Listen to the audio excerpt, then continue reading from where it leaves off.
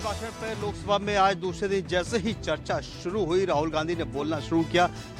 जमकर हंगामा सदन में हुआ। आपको बता दें कि 2 बजे राहुल गांधी ने बोलना शुरू किया और कल की तरह एक बार फिर से भारत, चीन और डोकलाम के मुद्दे को उन्होंने उठाया। राहुल गांधी ने कहा कि नहीं, मेरा अधिकार है, मैं एलओपी हूँ, मैं बोलना चाहता हूँ। और इसी तरह से वाद विवाद बढ़ता गया और इसी बीच चेयर ने राहुल गांधी का नाम काट के फिर दूसरे वक्ता को बोलने का मौका दिया।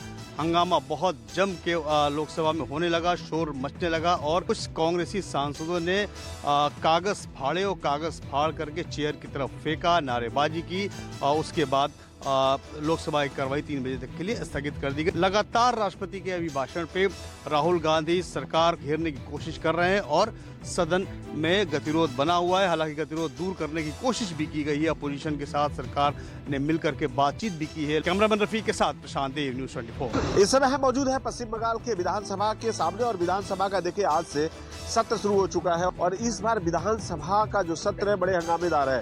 एसआईआर को लेकर लगातार मुख्यमंत्री ममता बनर्जी पश्चिम बंगाल से लेकर दिल्ली तक गई है और एसआईआर का पश्चिम बंगाल में किस तरह से विरोध प्रदर्शन हो, यानी मुख्यमंत्री ममता बनर्जी का कहना है कि कई ऐसे लोग हैं जो जीवित है, चुनाव आयोग ने उनका नाम काट दिया है और कई ऐसे परिवार हैं और जिनका जो लोग 2002 से बाकायदा रह रहे हैं उनको लिस्टों में भी नाम नहीं है। मुख्यमंत्री ममता बनर्जी जो यहाँ पे कई ऐसे लोग हैं जो एसआईआर में जिनकी मौत हुई है, जिन्होंने सुसाइड किया है, उस परिवार को भी लेकर दिल्ली में है और अब देखिए विधानसभा का सत्र शुरू हुआ है। यानी सत्र में इस बार एसआईआर का मुद्दा सबसे ज्यादा अहम है। बीजेपी इस मुद्दे को लेकर लगातार यहाँ पे है और टीएमसी मुद्दे को विरोध प्रदर्शन यहाँ पे शुरू कर रही है। तो कह सकते हैं कि इस बार जो विधानसभा है 2026 के विधानसभा चुनाव के पहले ये विधानसभा सत्र बहुत अहम है और इस विधानसभा में 5 तारीख को यानी 5 फरवरी को बजट भी पेश किया जाएगा। तो कह सकते हैं कि इस बार सभी की निगाहें आप बजट पे है। कैमरामैन के साथ मनोज पांडे, न्यूज़ 24 कोलकाता। स्टेटहुड की मांग को लेकर नेशनल कॉन्फ्रेंस के विधायक सचिवालय के बाहर धरने पर बैठ गए हैं। देखिए यहाँ पर जो बीजेपी के विधायक हैं वो जो पोस्टर हाथ में लिए हुए हैं उस पर साफ तौर पर लिखा हुआ है restore constitutional guarantee statehood, stop demolishing Kashmir.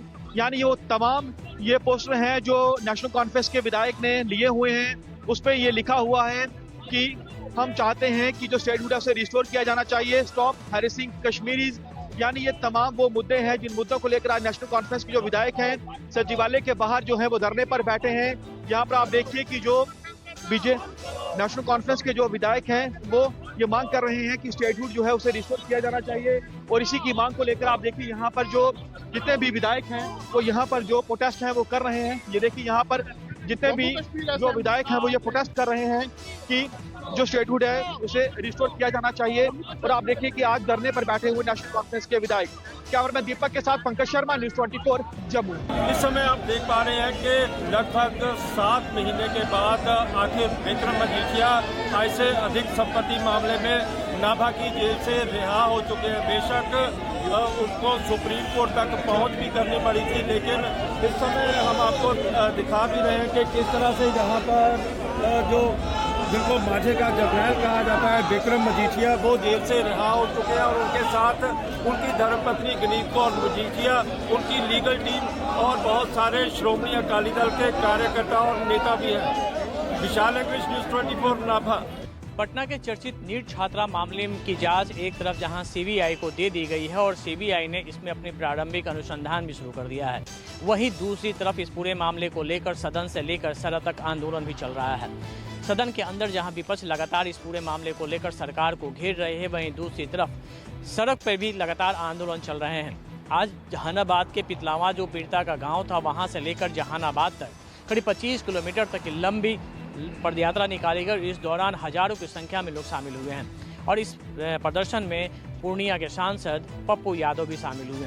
लगातार ये मांग उठ रही है कि जिस तरीके से इस पूरे घटनाक्रम में लीपापोती की गई है उस मामले की निष्पक्ष जांच हो। हालांकि इसके लिए पटना हाई कोर्ट में भी याचिका दाखिल की गई थी कि हाई कोर्ट के सुपरविजन में सीबीआई यह जांच करे। हालांकि यह याचिका कोर्ट ने खारिज कर दी, लेकिन परिजनों का साफ तौर पर कहना है कि जिस तरीके से जाँच में हिला हवेली की जा रही है उससे उन्हें आशंका है कि दोषियों को सजा मिल पाएगी। कैमरामैन सनी के साथ अमिताभ ओझा, न्यूज़ 24। राजकोट में सामने आया जानलेवा सेल्फी का मामला। सेल्फी लेने के दौरान वंदे भारत की चपेट में आए 3 युवक, 2 की मौत, 1 की हालत गंभीर।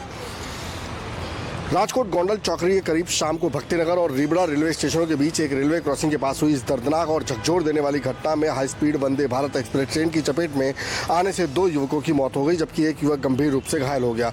ये भीषण हादसा भक्तिनगर और रीबड़ा रेलवे स्टेशन के बीच स्थित मालधारी रेलवे फाटक के पास हुआ।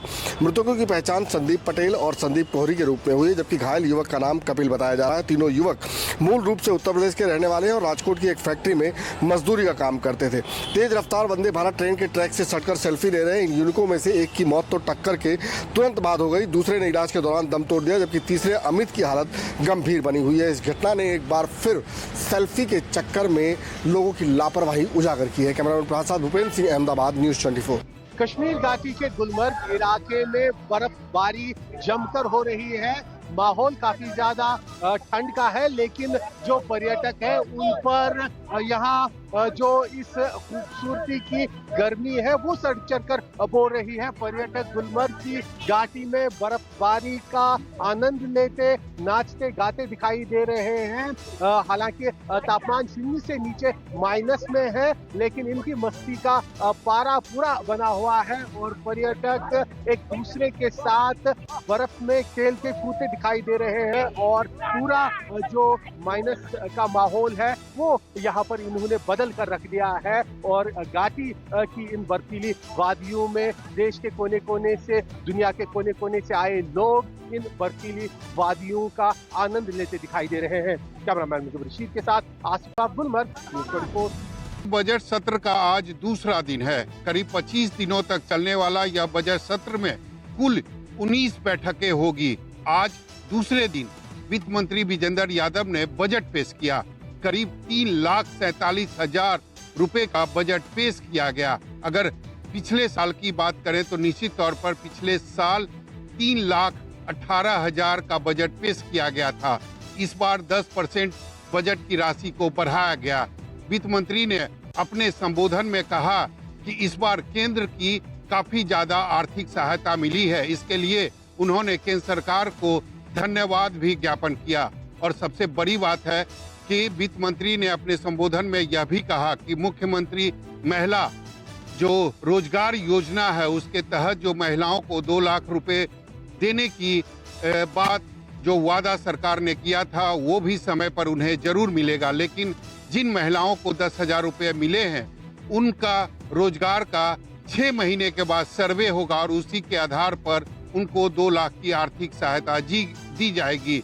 सबसे राहत की बात यह है कि इस पूरे अभिभाषण में विपक्ष जो था वह शांत बैठा हुआ था। विपक्ष के तरफ से कोई हो हंगामा नहीं किया गया और विजेंद्र यादव जो वित्त मंत्री हैं उन्होंने अपना बजट संबोधन जो है वह मात्र 11 मिनट में पूरा कर लिया। कैमरामैन सनी के साथ सौरभ कुमार, पटना, न्यूज़ 24। उत्तर प्रदेश के गाजियाबाद जिले में ग्रामीणों ने कुछ फर्जी बीएलओ को पकड़कर पुलिस के हवाले कर दिया। ये बीएलओ एसआईआर प्रक्रिया के तहत फॉर्म 7 बांट रहे थे। ये पूरा मामला मसूरी थाना क्षेत्र के नाहल गांव का है। आरोप है कि एसआईआर के तहत कुछ लोग फर्जी बीएलओ बनकर फॉर्म 7 बांट रहे थे। जानकारी मिलने पर ग्रामीणों ने हंगामा कर दिया और 3 फर्जी बीएलओ को पकड़ लिया। इसकी सूचना पुलिस प्रशासन को दी गई। मौके पर पहुंची पुलिस ने मामले को शांत कराया। वहीं इसकी जानकारी मिलने के बाद समाजवादी पार्टी के जिला और महानगर अध्यक्ष ने अपने राष्ट्रीय अध्यक्ष अखिलेश यादव को पूरे मामले से अवगत कराया। ग्रामीणों ने बताया कि मतदाता सूची में नाम जोड़ने और संशोधन को लेकर चलाए जा रहे जागरूकता अभियान की आड़ में कुछ संदिग्ध लोगों द्वारा फर्जीवाड़ा किया जा रहा था। 2 पुरुष और 1 महिला गांव में पहुंचकर खुद को बीएलओ के कार्य से जुड़ा बताकर ग्रामीणों से फॉर्म 7 को लेकर हस्ताक्षर करवा रहे थे। पकड़े गए लोगों ने बताया कि वो बीजेपी से जुड़े हुए हैं। सपा मुखिया अखिलेश यादव ने इस पूरी घटना को सोशल मीडिया पर पोस्ट किया और सवाल खड़ा किया कि भारतीय जनता पार्टी आखिर कैसे पीडीए समाज के लोगों का वोटर लिस्ट से नाम कटवाने का प्रयास कर रही है। मानस श्रीवास्तव, न्यूज़ 24। मुंबई से सटे मीरा भाईंदर में एक बार फिर से भाषा को लेकर विवाद खड़ा हो गया है और यहाँ का मेयर मराठी होना चाहिए, इसको लेकर मराठी एकीकरण समिति इकट्ठा हुई है और यहाँ पर कोशिश की जा रही है यहाँ से पैदल जो है मोर्चा निकाला जाए। मीरा भाईंदर महानगर पालिका है वहाँ पर और यहाँ पर सुरक्षा के व्यापक इंतजाम किए गए हैं। बता दें कि पहले भी मीरा भाईंदर में मराठी भाषा को लेकर काफी विवाद खड़ा हुआ था, कई चीज़ें यहाँ पर देखने को मिली थी। मराठी एकीकरण समिति के जरिए पहले भी यहाँ पे मोर्चा निकाला गया था और आज भी मोर्चा निकाला गया है और नाराज़गी इस बात के लिए है कि मीरा भाईंदर का जो मेयर है वो मराठी नहीं है और इसी को लेकर यहाँ पर जो लोग हैं वो इकट्ठा हुए थे और अपनी मांग को लेकर, इस तरीके की मांग को लेकर मोर्चा निकाला गया जा रहा था, लेकिन पुलिस ने उन्हें यहीं पर ही रोक दिया गया है। फिलहाल भाषा विवाद को लेकर महाराष्ट्र में जो राजनीति है वो अभी भी चल रही है और पहले भी मीरा भाईंदर में इस तरीके के विवाद देखने को मिला था। कैमरा पर्सन अंचल सिंह के साथ अंकुश जायसवाल, न्यूज़ 24 मुंबई। राजस्थान के दौसा से एक चौंकाने वाली तस्वीर सामने आई है जिसमें एक तहसीलदार कांग्रेस के विधायक के साथ बदतमीजी से बात करता हुआ नजर आ रहा है। वैसे भी राजस्थान में कई विधायक अधिकारियों पर मनमाने रूप से काम करने, उनकी बात नहीं सुनने का लगातार आरोप लगाते रहे, चाहे वो बीजेपी के विधायक हों या कांग्रेस के या फिर निर्दलीय के। इन सभी ने मुख्यमंत्री तक अपनी शिकायत इसे लेकर पहुंचा दी थी और मुख्यमंत्री ने भी साफ कर दिया था कि जनप्रतिनिधि होने के नाते विधायकों के साथ इस तरह की बदतमीजी कभी स्वीकार नहीं की जाएगी। लेकिन दौसा से इस तस्वीर के सामने आने के बाद सभी हैरान और परेशान है और एक बार फिर से जनप्रतिनिधियों के अधिकार को लेकर सवाल उठने लगे और यह पूरा मामला उस वक्त सामने आया जब डीसी बैरवा कांग्रेस के विधायक को विधानसभा सत्र चलने के दौरान ही एक तहसीलदार ने अनाप शनाप बोलना शुरू कर दिया सभी लोगों के सामने। फिलहाल डीसी बैरवा का यह कहना है कि वे इस तहसीलदार के खिलाफ विशेषाधिकार हनन का प्रस्ताव लाएंगे क्योंकि यह भू माफियाओं से मिला हुआ है और उसी को वे टोकने गए थे। कैमरामैन विक्रम सिंह भाटी के साथ श्रीवत्सन, जयपुर, न्यूज़ 24।